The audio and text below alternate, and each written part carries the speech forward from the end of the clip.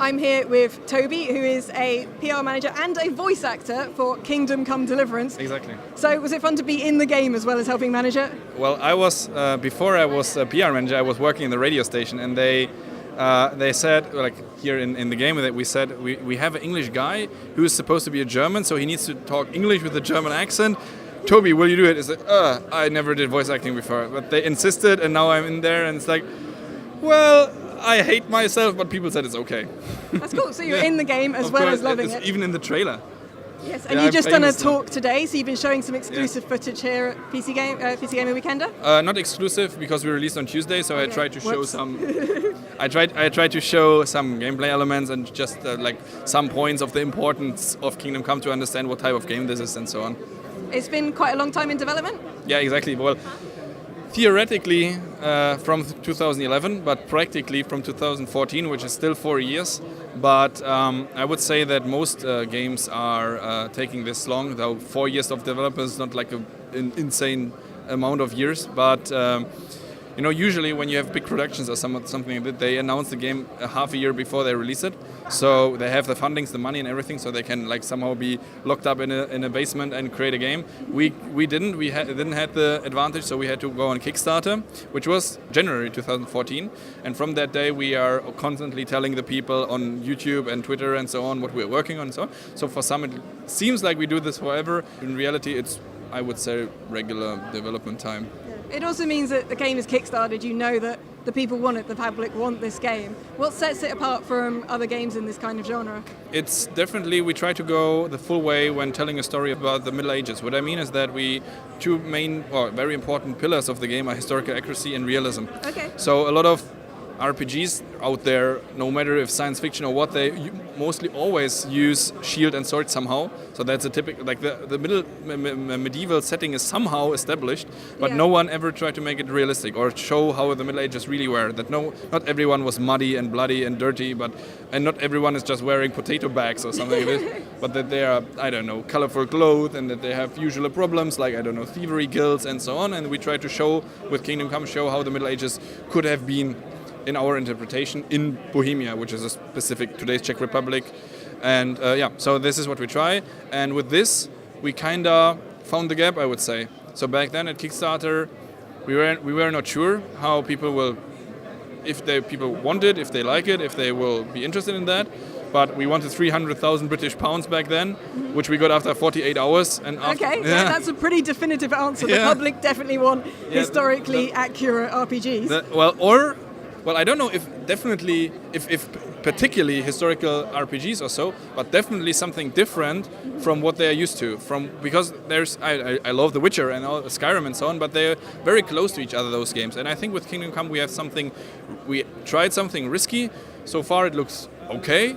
I mean that the people are responding and that they like it, and I think it was good that we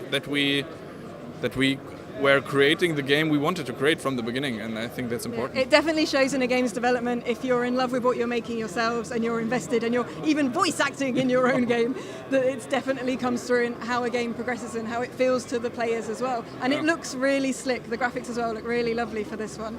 Yeah, thank you.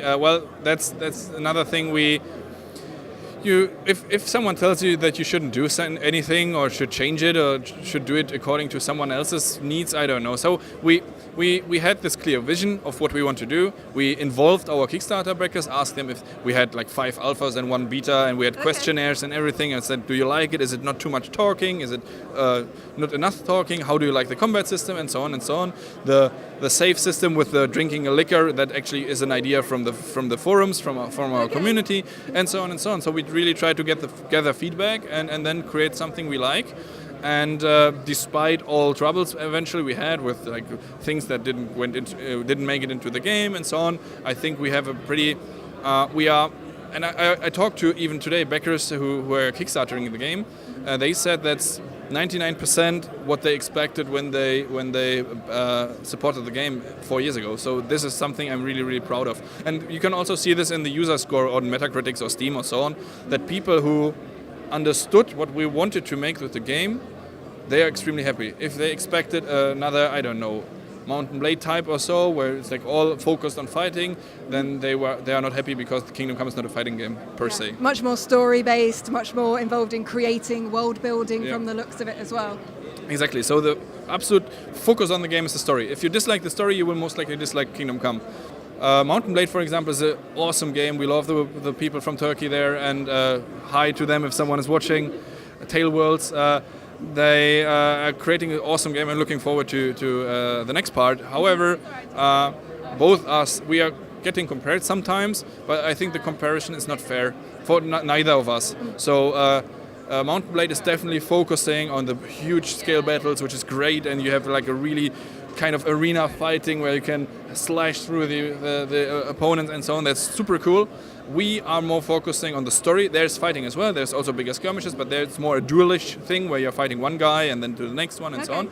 But the absolutely main focus on our game is the story. So we are trying to tell a story that is based on a real story. The motivation from the game comes in completing the quest. So you are growing with the main character. You are trying to understand how the Middle Ages were, and the motivation is pushed by the main story and even the side quests. So that's a big difference. It sounds really immersive, and it is a really involving experience. It's probably going to eat up quite a lot of people's lives when they sort of all start talking as if they're in the Middle Ages and trying to save their progress at work by having a drink in the pub. We're not sure quite how that's going to go. What platforms is that? Is that on PC? Exactly. We have PC, Xbox One, and PS4. Plus the enhanced versions of those. So those three. Awesome. I recommend. He recommends it, and he's completely unbiased, but it does seriously look like a really awesome involved game, and I look forward to getting my hands on it. Thank you very much for talking to us. Thank you. Thank you for watching, guys. If you like this video, please remember to hit that like button and subscribe to see more content from PC Gamer Weekend.